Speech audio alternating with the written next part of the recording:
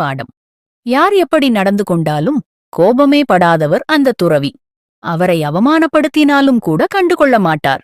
பலர் எப்படி எப்படியோ முயற்சி செய்து பார்த்தாலும் அவரை கோபப்படுத்தவே முடியவில்லை. எப்படி இவரால் கோபப்படாமல் இருக்க முடிகிறது என்று அந்த ரகசியத்தை அறிந்து கொள்வதில் அவரின் ஒரு சிஷ்யருக்கு அதிக ஆர்வம். தன் கேள்வியை துறவியிடமே கேட்டுவிட்டார். துறவி அவரிடம் பொறுமையாக தான் யாரிடமும் கோபமே படாத ரகசியத்தை விளக்கினார். ஒரு ஏரியில் காலியான படகில் அமர்ந்து தியானம் செய்வது என் நெடுநாள் வழக்கம். அப்படி ஒரு முறை தியானத்தில் இருந்தபோது நான் அமர்ந்திருந்த படகை வந்து முட்டியது ஒரு படகு. என் தியானம் கலைந்தது. இப்படி அஜாக்கிரதையாக படகை முட்டவிட்டது யார் என்று கோபமாக கண்களை திறந்து பார்த்தால் அது ஒரு வெற்றுப்படகு.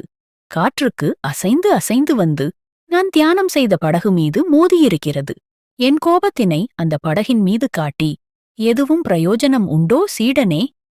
யாராவது என்னை கோபப்படுத்தும் போது எனக்கு அந்த சம்பவம் நினைவுக்கு வரும்.